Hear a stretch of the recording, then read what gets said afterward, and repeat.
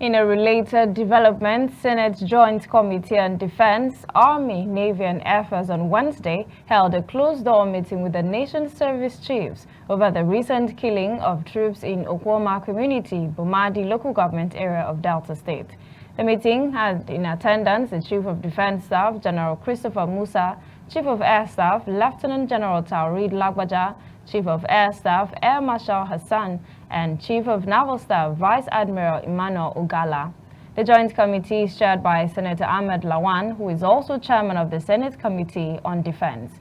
Moments before the commencement of the meeting with the service chiefs, members of the joint committee observed a minute silence in honor of the 16 military personnel killed in Okuoma community last Thursday.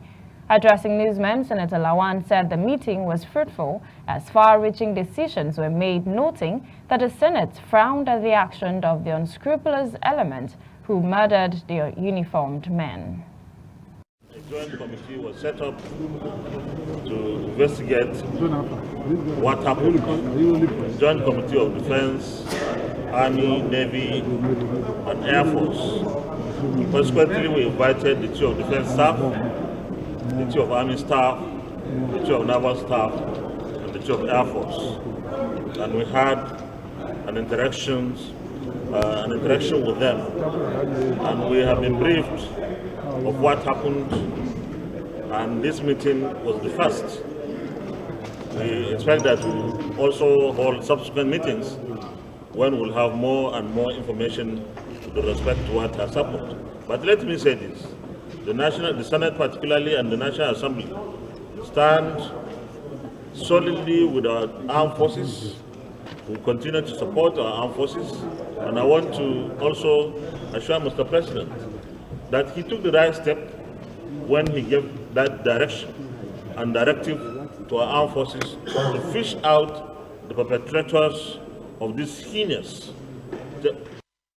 He declared the support of the Senate for the decision taken so far on the matter by the presidency, as well as the authorities of the Nigerian Army. Senator Lawan said this was the first meeting of the ad hoc committee, promising that the committee would continue to meet until those behind the dastardly act are apprehended.